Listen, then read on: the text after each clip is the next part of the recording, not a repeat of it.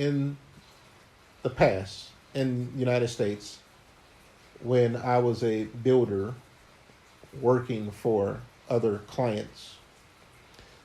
That's really where I got that idea from, because the client would bring in their architect and there would be a meeting, and the architect and the owner would open up the drawings, flip the drawings page by page, and it was literally pointing to the drawings and pointing to the specifications and having a checklist of yes and no. Do you have this included? Do you have this included?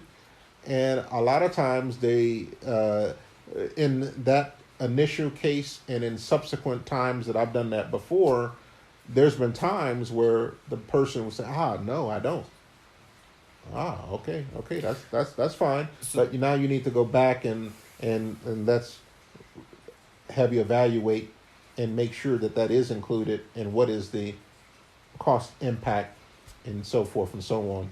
So it's so in other words, if an owner feels that, well, I'm not necessarily qualified to do that, well, then you bring in your architect or you bring in professionals to assist that bid review process to ensure that everything that you are expecting to have is in fact included in a clear distinction of what is and what is not.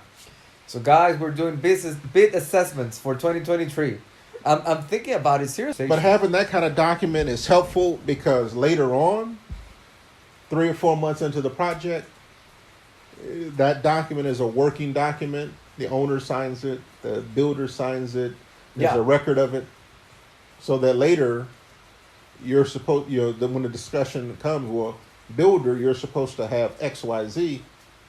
Oh no, well, wait a minute. Well, let's look back at our initial document where you have indicated that you have this included. What happened? Exactly. So it's a protection really for the owner and the builder, so that so there's no surprises. I always say I do not like surprises. I don't like surprises when it comes to construction and the budget and what it is that we are expecting and what is supposed to be done. But now that you say I don't like surprises, you were building in the middle of the lockdown. Well, not the lockdown itself. You were building in 2021. Yes. So that the lockdown time, everybody was in their houses. Everybody was, let's say, out of work. Yes. But then when everything opened, everyone was trying to see how the demand on materials were like skyrocketed. So how did you manage that on your situation? Because one day rebar is, let's say, $8. Next day it's $10. So major purchases, trying to lock those down as early as possible. Even when it came to some of the finishes that was going to be used during the final half or the last third of the project, if those were big ticket or large ticket items up front early on, having the discussion with the builder, discussions like, first of all, what are the long lead time items? What are the items that are going to take at least several weeks or more in order to fabricate, in order to have? What are those things that we need to identify that are long lead time items and so forth? Let's get those ordered, even if it's not something that you're going to need until much later. Let's lock it in because it's a long lead time item.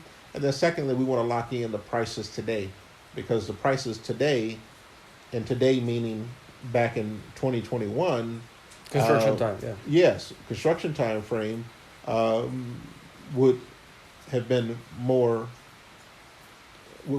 a better price versus the increases that were coming as the months and the quarters went on.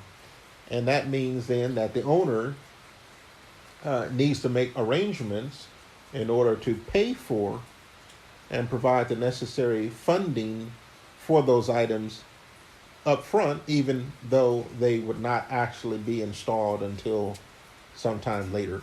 So we had to get comfortable with that as an owner, that yes, we're paying more up front, and But it will balance. exactly. And this is the reason why, and this is what we're paying for, and this is where the money is going.